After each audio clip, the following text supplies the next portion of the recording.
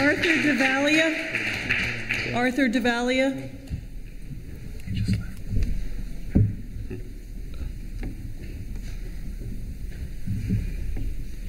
Good evening, everybody. My name is Artie Davila. I live at 5 Orchard Court, and I'm glad everyone came out tonight.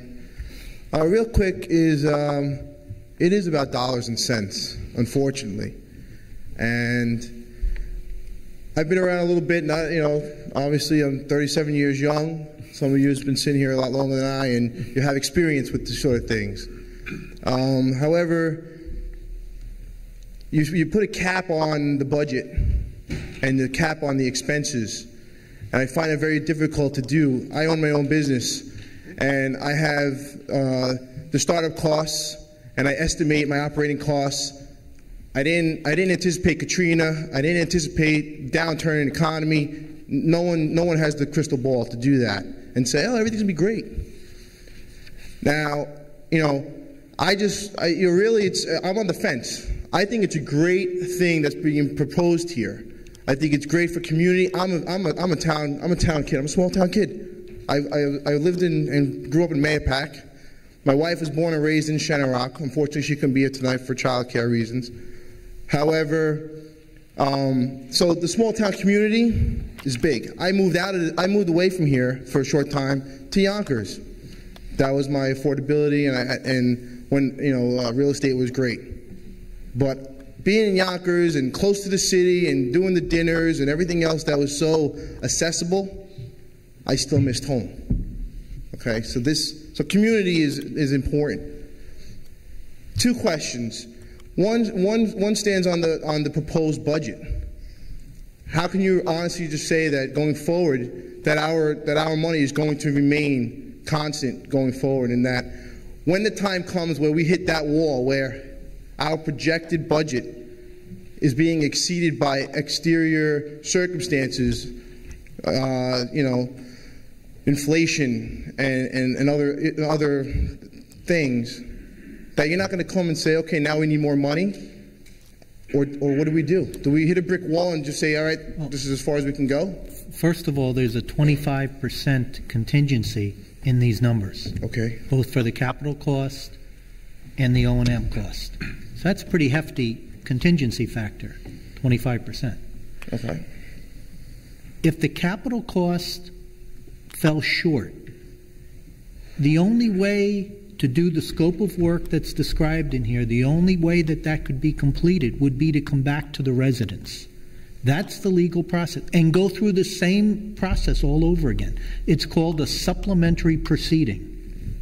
So as to the capital cost, that's the only way we could go above the number. As to the operation and maintenance cost, yeah, that's a first-year budget cost, and that can go up and down the same way any budget goes up or down. But again, the way I've seen this work most successfully is with a citizens committee that helps formulate the budget. And of course, you vote for those 5 people who are the commissioners of the district, so you can be sure that they're going to watch how they spend your district money. Those are the guarantees you have. I mean, Mary Beth has been successful in bringing in projects on the budget. So a compliment. Yeah. But my point is, when we get to that point, does the project get stalled? If the unfortunate event arises where we get to that point where we're running out of money, do we get stalled? You cannot exceed that amount. So if the bids come in far exceeding this, then you don't start until you come back to the people. And I think Joe would tell you that the reason he's got 25% in there as a contingency factor on the construction is to make sure that change orders and unforeseen items are taken care of within the budget. Okay. And one other second point is for consideration, really, for the seniors. I understand their grievance.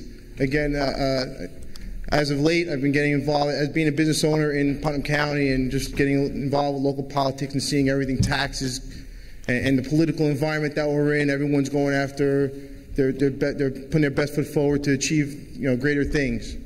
Is there any room in this budget for possibly something like that the seniors can maybe get some kind of I don't know, retribution or like a STAR program for them where they don't have to contribute. They're 65 years plus.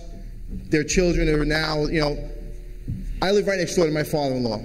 My kids are going to use this park district. But I'm married to his daughter. We're going to use it. He's not. He's just going to watch us enjoy it. But he's on a fixed income, and he can't. That's it. He's on a fixed income. So can these seniors? Is there any room in this for seniors to possibly opt out or something that they can do to help them with their fixed incomes? That's all I got. It's not. I mean, it's not my understanding. It's based on your assessed value, and it's not my understanding that there is an exception. When exemptions are created for people with regard to taxes, those usually come from New York State. I'm not aware of a process by which, and Roland, I'd ask you, that a town can create its own exemption for something not without enabling legislation from the state, and I'm not familiar with that, but certainly we can make the inquiry. All right. Thank you very much. You're welcome. Those were good questions.